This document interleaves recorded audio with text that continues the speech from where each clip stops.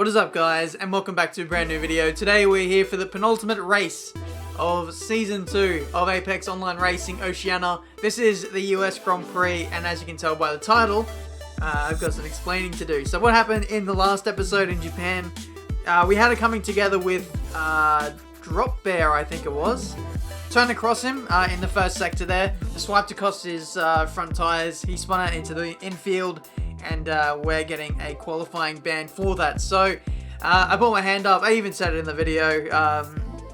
This was my fault. I should have left more space, and as a result we accrued some penalty points, and enough so that we now have a grid drop. So we're starting last for this US Grand Prix. So we have to sit out qualifying, watch everyone do their times. Warden goes provisional pole, and I think Ryan doesn't actually beat him in qualifying. So that is very, very interesting. It's worth noting that the battle for second in the driver's standings is very, very tight between myself and Warden at the moment.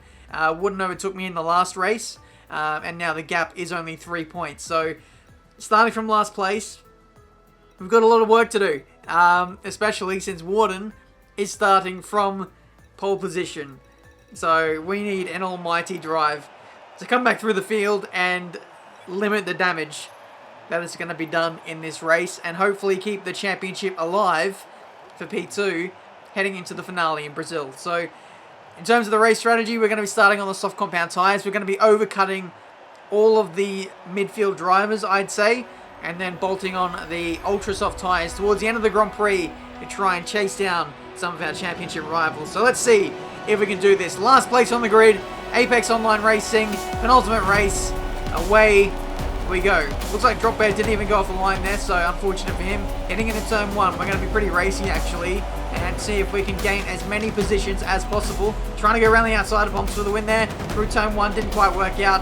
Bad run through there, and the couple of places we did make up pretty much lost. But it looks like we carried good momentum through that right-hander. We managed to get Master Berserk back, so that's us up into P12. So a net gain of 4 places. Not too bad at the moment. Let's see if we can continue to move forward. We've got to pick our moments here. Know when to fight, when to back off, and when to just, I don't know, hold station and just be patient. In this opening lap or two, there's definitely a chance for us to strike while everyone is prone to making mistakes. Speaking of mistakes, Neon Tree Dome has been taken out there at the hairpin. I think he's got some front wing damage. GRC Jared is out of the Grand Prix as well. Neon is lagging a little bit, so let's give him a little bit of space. Not too much. We've got someone on our right-hand side as well. That's Master Berserk, who makes the almighty comeback of getting back in front of us into the braking zone. Master Berserk goes in very deep. It's like 4 wide down here. Absolutely crazy scenes. We get up the inside of Quicksilver, round the outside of Evolution now, and it might turn to the inside for this next triple left-hander. Very tentative under brakes. Not as tentative as Evolution, it seems, and that's P9. So yeah, just having to pick our moments, just making absolutely sure that we don't get tangled up in any crashes, which we just about managed to do. Here's New Zealand Ryan, my teammate, of course, off the line. Looks like he got a great getaway. He always does. His starts are some of the best I have seen in this league. Tries to go around the outside of both the Salvers. I think that's Greek Master shoving him a bit high and wide, so he loses a lot of momentum here. Almost drops down to P9. But carries on for the rest of the lap. He's got Chimchar up next. He actually doesn't go for that gap there. Ryan is normally the kind of guy who kind of avoids risk, and as such does keep himself out of trouble more often than not. But here can't avoid that. Someone ran into the back of him. I think it was Quicksilver. Lost another couple of places. So Ryan getting pinballed around on this opening lap of this US Grand Prix. And at this point, this is where I saw Ryan just in front of me.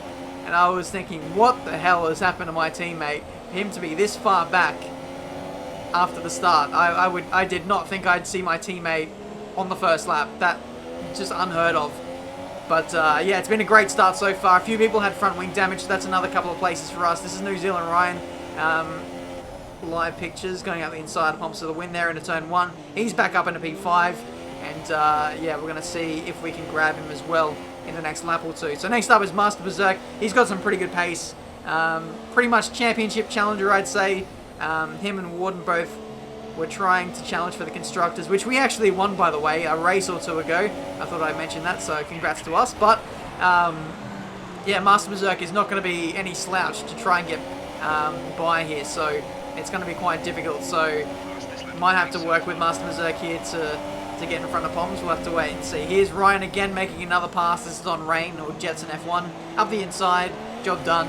Next up for him is Greek Master, and I don't imagine that Ryan is going to be too friendly when it comes to that exchange. Lap 5, you can see Master Berserk trying to put the moves on Poms for the win here, but he's just doing enough to maintain track position, albeit he's a little bit slow, but he's not making the mistakes. He's getting good drive off of corners, and it's allowing him to maintain this track position. But for us, we're just losing so much time to the guys inside the top 5 here. But we get a nice run out of the final corner. We're going to go up the inside of Master Berserk here and see if we can get the move done. Yes, we do.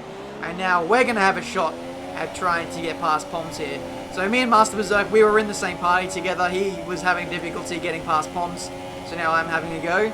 I'm running with one less downforce than what Master Berserk is, so it might be a little bit easier for us. We got the inside into the hairpin, side by side for the two of us, just leaving space on the outside. He has the inside for the next right-hander, and this is going to be pretty tough for me to maintain the position here, because Poms has got softer tyres, and he had the inside there, so not much of a opportunity there for me. I'm just waiting for him to make a mistake, trying to put him under pressure, and if I am close enough, I will be able to get him into a heavy braking zone. But these slow speed corners, it's very difficult to do anything, especially on a harder compound this early on in the race, unless he makes a mistake. So just for the most part following him through. We got a nice exit off the final corner, and now we might lunge him into turn 1 if we're close enough. We're getting there. Slipstream is working for us. We shake to the inside, say, hey Pomsy, we're possibly going to have a look here. But that mid-corner speed from Poms there, really, really shocking. No momentum at all there. That almost lost our front wing, and so too with Master Berserk right behind us. He nearly lost a chunk of his wing as well. But here's Ryan on the attack once again. This is Greek Master. He goes defensive. Ryan's going to try and go right around the outside. And again, Greek has just squeezed him off the track for not the first time in this race. Cutting back to us live pictures at the exact same time. We got the inside of Poms. Nice exit off that hairpin corner. And that is job done for us. That was a crucial point in the race for me to get up the inside. We needed that clear air to just march on with this race. We've got the harder compounded tyre on. So we're going to run really long into this race. And I needed that clear air. Because at this point, all the ultra soft guys are really starting to feel the effects of tyre wear. And now we can really strike. Here's Ryan making his pit stop at the end of lap 8. Greek Master has carried on. So Ryan is possibly going to get the undercut on him by quite some margin. This is Jetson, who has been spun off by Greek Master, I believe. Though I don't think they actually made contact on each other's screens. I think it was just desync on Rain's screen, which is pretty unfortunate. We cut on to lap 11. Greek Master finally makes his pit stop. And now we have the lead of the Grand Prix after 11 laps. I never thought I'd say this, but we are actually leading the Grand Prix. However, still need to make our first and only pit stop in this Grand Prix. Warden is right behind us in P2, 4 seconds back. So essentially he already has a pit stops lead on us at this stage. We get a warning for corner cutting, trying to push on. At this point I'm really trying to get the most out of the car, out of the tyres, so that we have some track position the second half of the race. And we're close to, I don't know, the likes of like Greek Master and Rain. Those are the guys who I think I'm going to be attacking later on in this race. We're not going to be fighting Warden. The battle for the win, as far as I'm concerned, is pretty much over. He goes for a lunge though, up the inside into turn 1. That was actually pretty surprising, because Warden was a long way back. Me and him have our history at this circuit, if you guys remember what happened last year, but that's besides the point. But Warden is really eager to get in front of me here. He goes up the inside again into this hairpin, leading onto the straight. I actually thought he would have waited for DRS and overtaken me there. It would have been the smarter play, would have cost us less time, but no, he goes for the dive here. And it's getting pretty feisty between the two of us. Warden coming over on us there. We're not backing down either. Warden gets up the inside there into the left-hander, and that is the lead of the Grand Prix. We're going to fake to go up the inside, but we're not going to do that. We're just going to hold position for now and just chill in behind him. So that was actually really surprising from Warden. He had a little bit of a lead over Dominator, who's in P3, effective P2, but that lead has certainly come down now that myself and Warden were battling for that lap and a bit. Dominator has really closed in the gap now, and he looks like he might potentially be the fastest car on track here. So Warden is definitely going to have his hands full for the second half of this Grand Prix. That's a 3-second time penalty for us. Pretty unfortunate. That's going to cost us in our battle to finishing inside the top 5. We let Dominator go there. I think tactically for the championship, it's better if I let Dominator go to try and put pressure on Warden. If he can take the win away from him, then that's going to do us a world of good in the championship. So we'll see how it goes. He might win it on penalties. We'll have to wait and see. That is always a possibility. But now we're getting to our pit window now. And if anything, I actually wanted to pit on the last lap, but I thought maybe the ultra soft tyres wouldn't work out. So I'm stretching at this extra lap. Unfortunate that it meant that Ryan caught me, and I had to essentially let him go. I didn't want to hold him up either, so we let him go, and now we're coming into the pits. So I'd say about a second, maybe 2 seconds lost on this last lap. Just trying to stretch it. Yeah, 1.8 seconds down on our personal best lap, but that is slowing down for the pit lane as well, so that doesn't paint the full picture. Into the pit lane, 2.8 second stop. Got held a little bit there for H.O., so again, more time lost in the pit lane. And because of that, we got jumped by Poms for the win, 87. So, in an ideal world, if we stop one lap earlier, we probably gain about 3 seconds in race time, and we don't have to overtake this guy again. But we'll see what we can do. We'll make the best of it. We have the ultra soft tyres on. There's going to be an unlimited amount of grip that we can utilize for the rest of this race now. So we're going to go for the dive here, up the inside at the end of the back straight. And that one came from absolutely nowhere. We were like 100 meters back from Poms there, but we just managed to pull it up. Even gave him space on the outside too, and that was one of the best moves of the season from me there, in my opinion. But yeah, we've got grip for days, pace for days, setting fastest laps or fastest sectors of the Grand Prix. This will be a fastest lap, 35.0, and a slight cut in the S's, so it didn't register, so that's unfortunate, because that would have been an absolute banger. I was running in like rich revs all the way around the lap, and now I'm going to try and do that again. We're putting Rain under pressure here. The gap was 5 seconds. 5 seconds when I overtook Poms, and we've caught him in like 2 laps. He'll be absolutely crapping himself.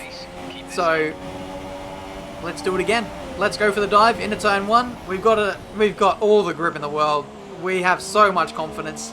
We can get that done easy. That's P5. Such a great feeling being able to have this much of a pace advantage over some of these guys. It's almost illegal how much of a difference there was, but I was absolutely loving it. We took our pain early in the Grand Prix, driving all those slow laps on the soft compound tyres at the start, but now we're really starting to see the fruits of all that grind in the first half of the race. Greek Master again, the gap again was like 5 seconds, maybe 5.5 seconds to him, and Greek actually has the worst pace out of some of these guys in the top 10, which is surprising because Greek stopped quite late for his soft compound tyres, but he might be struggling for fuel, might just be really nervous, I'm not too sure, but we really managed to eke out that gap very quickly, and now we're once again going to go up the inside here at the end of the straight. This one actually braked pretty early. Yeah,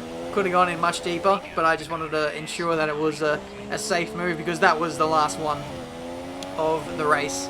Ryan is 9 seconds up the road, and with 2 laps to go, I don't imagine we'll be able to close in that gap.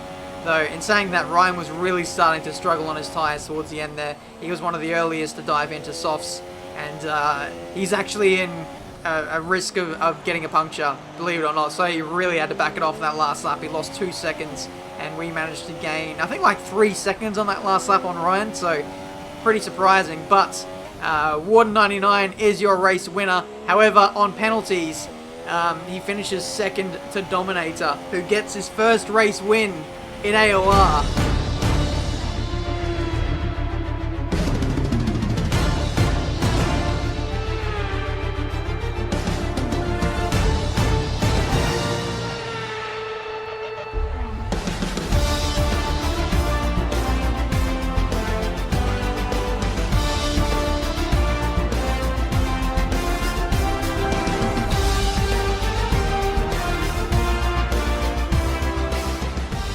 so GG's to those guys on the podium, especially Dominator getting his first race win in AOR, like I said. Just kept within 3 seconds of Warden there. He got his 3-second time penalty, and actually pretty unfortunate there. Warden had really good pace, but maybe he cost himself the race by squabbling with me a little bit too much in that halfway point of the Grand Prix. For us, it was our last to first challenge, last to P5. I will certainly take that. We had one extra penalty. We actually got 2 penalties in the race. I got one just before I overtook Greekmaster trying to push too much, so that was a difference. We managed to eke out the gap to Greekmaster, but not by enough. So pretty unfortunate there. P5, 10 points. And in terms of the championship, I think Warden is now ahead by, I think, 11 points. So heading into the final race in Brazil, we've got quite the task to try and get second place in the driver standings once again. We need to win the Grand Prix, and essentially we need to hope for, I think, like P4 for Warden, which is going to be damn tough. But with the inclusion of guys like Fens and Dominator coming back to the league, and also guys like Rain and I think Jared practicing a whole lot more, their pace is improved. Anything is possible. I just need to make sure that I am on the pace, and I'll be able to get a cheeky 1-2 for Mercedes in the drivers' standings. Thank you so much for watching. Leave a like if you enjoyed. Subscribe to the channel if you're new and see plenty more racing game content. And until the next video, the final race actually of F1 2017. Wow. I'll see you then.